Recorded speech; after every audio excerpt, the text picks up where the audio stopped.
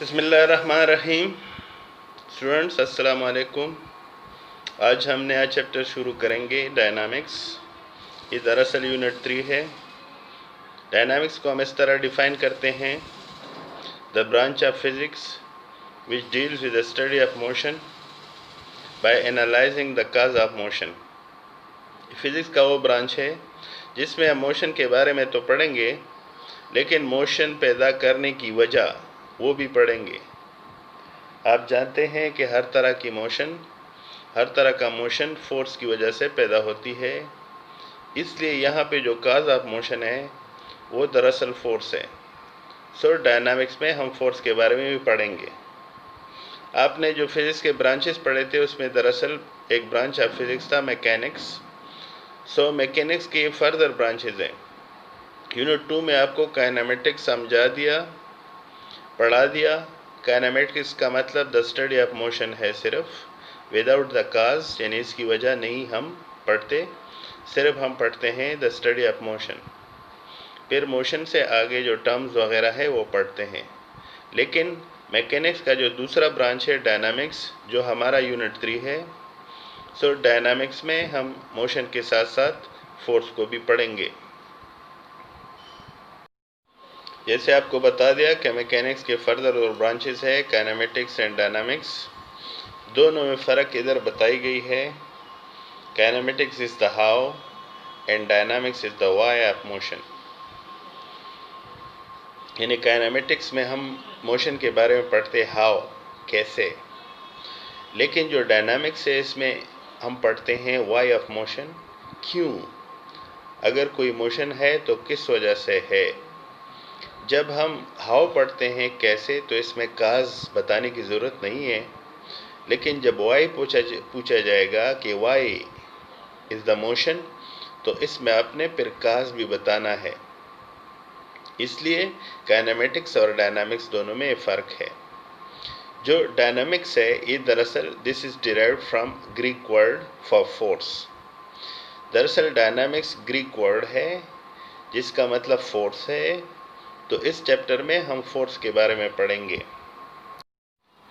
Force को हम मुख्तलिफ़ तरीक़ों से डिफ़ाइन करेंगे, लेकिन यहाँ सबसे आसान डिफिनीशन है: a force is a kind of push और अ पुल ऑन एन ऑब्जेक्ट।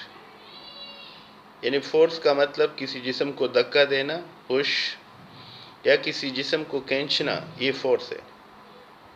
तो जब आप किसी जिस्म को, किसी ऑब्जेक्ट को धक्का देते हैं तो उसमें हरकत आ जाती है, या उसको खींचते हैं तो उसमें हरकत आ जाती है। इसका मतलब कि इस वक्त जो फोर्स है this is the cause of motion. So simplest definition ये है। आगे भी डिफ़ाइन करेंगे डिफरेंट तरीक़ों से। आसान ये है, नंबर 1, जैसे एग्ज़ाम्पल में पुश अ स्टिल कार, एक कार खड़ी है, उसको धक्का दे देते हैं, एक या दो लोग या तीन लोग, तो कार हरकत में आ जाती है। इसका मतलब फोर्स से हम हरकत या मोशन पैदा करते हैं। Hit the nail with hammer, जब हम नेल को या कील को हथौड़े से मारते हैं तो हम उस पर फोर्स लगाते हैं और नेल में हरकत पैदा करते हैं। ड्रैग अ चेयर, जब हम कुर्सी को पुल करते हैं, खींचते हैं किसी फर्श पर, तो इसका मतलब हम फोर्स लगाते हैं, और फोर्स लगाने से हम मोशन पैदा करते हैं। अब ये जो फोर्स है ये दो तरह की है। पहले कांटेक्ट फोर्सेस हैं, बहुत सारी हैं, बहुत सारे तरीक़ों से। कांटेक्ट फोर्स का मतलब when objects are in physical contact the forces are called contact forces. जब दो ऑब्जेक्ट्स आपस में टच हो, फिजिकल कांटेक्ट्स एक दूसरे को टच कर रहे हों, तो हम इसको कांटेक्ट फोर्स कहते हैं। मिसाल के तौर पर पुश स्टिल कार, जैसे आपको बताया, हमारे हाथ जब हम धक्का देते हैं तो कार के साथ इन कांटेक्ट होते हैं, यानी ये फोर्स फासले से नहीं लगती। इसी तरह जब हम हथौड़ा मारते हैं तो हथौड़ा नेल के साथ लग जाता है, तो कांटेक्ट फोर्स है। जब हम कुर्सी खींचते हैं तो हमारे हाथ कुर्सी के साथ लग जाते हैं, यानी दोनों फिजिकल कांटेक्ट में होते हैं, तब फोर्स लगती है, और इस फोर्स को हम कांटेक्ट फोर्स कहते हैं। सो कांटेक्ट फोर्स में फिजिकल कांटेक्ट होता है ऑब्जेक्ट्स के दरमियान। लेकिन दूसरी किस्म की फोर्सेस फील्ड फोर्सेस कहलाती है, या इसको हम action at a distance forces कहते हैं, यानी फासले से लगने वाली फोर्सेस। इसमें ऑब्जेक्ट्स फिजिकल कांटेक्ट में नहीं होते, बल्कि फोर्सेस दूर से लगती हैं। When objects are not in physical contact, the forces are called field forces या action at a distance forces। बहुत सारी मिसालें हैं मैग्नेटिक फोर्सेस से या मैग्नेटिक फोर्स है। कोई मैग्नेट ले लेते हैं, दूर फासले पर उससे एक लोहा रख देते हैं, तो फासले से मैग्नेट उस लोहे के टुकड़े को अपनी तरफ खींचता है। इसलिए मैग्नेट की तरफ से लगने वाली force action at a distance या फील्ड फोर्स है। ग्रेविटेशनल फोर्स, जिसको हम ज़मीन की कशिश भी कहते हैं, ऑब्जेक्ट्स फासले से ज़मीन की तरफ खींचे जाते हैं। ज़मीन का और ऑब्जेक्ट का आपस में फिजिकल कांटेक्ट नहीं होता, ये फोर्स फासले से लगती है, इसलिए ये भी एक्शन एट अ डिस्टेंस या फील्ड फोर्स का एग्जाम्पल है। इसी तरह से इलेक्ट्रिक फोर्स है, जो आप पढ़ेंगे भी आगे। इलेक्ट्रिक फोर्स भी फासले से लगने वाली फोर्स है, और वो फोर्स दो चार्जेस के दरमियान लगती है, और चार्जेस हमेशा एक दूसरे से फासले पर होते हैं और फोर्स लग जाती है।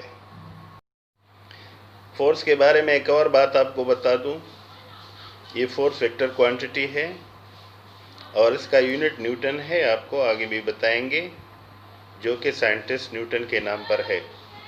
ये वेक्टर क्वांटिटी इसलिए है कि जैसे आपको समझाया, पुश या पुल को फोर्स कहते हैं। अक्सर डोर्स पर लिखा होता है शीशे का दरवाज़ा, पुश लिखा होता है या पुल लिखा होता है। तो पुल या पुश लिखना दरअसल आपको डायरेक्शन बताना है। जब पुल लिखा हो, इसका मतलब आपने दरवाजे को खींचना है, और अगर पुश लिखा हो तो आपने दरवाजे को धक्का देना है। तो ये धक्का देना या दरवाजे को अपनी तरफ खींचना दरअसल डायरेक्शन बताती है। इसलिए फोर्स वेक्टर क्वांटिटी है, इसमें मैग्नीट्यूड के साथ डायरेक्शन भी बताना पड़ता है। फोर्स की डिफिनीशन कुछ इस तरह है। Force is a physical quantity which moves और tends to move a body, stops और tends to stop a moving body. इसका मतलब फोर्स वो फिजिकल क्वांटिटी है जिसकी वजह से हम किसी भी ऑब्जेक्ट को हरकत दे सकते हैं या हरकत देने की कोशिश करते हैं। या इसका मतलब ये है कि फोर्स वो फिजिकल क्वांटिटी है जो किसी जिस्म को रोकती है या रोकने की कोशिश करती है। आपको मालूम होना चाहिए, हमारे डेली लाइफ में बहुत सारे ऐसे एग्जाम्पल है जिसमें हम फोर्स के ज़रिए से हरकत देते हैं। आपके हाथ में एक क्रिकेट बॉल है, आप उसको फेंकते हैं, फोर्स लगा के उसमें हरकत लाते हैं। बॉलर किसी बॉल को जब फेंकता है तो इसमें फोर्स लगा के हरकत पैदा करते हैं। इसी तरह बैट्समैन बैट पे फोर्स लगा के बॉल में हरकत पैदा करता है। लेकिन कभी कभार फोर्स हरकत पैदा करने की कोशिश करता है। मिसाल के तौर पर कोई शख्स है, ट्रक को धक्का दे रहा है अकेले, तो ट्रक को धक्का नहीं दे सकता, कोशिश तो करेगा हरकत में लाने को, लेकिन ट्रक में हरकत नहीं ला सकता।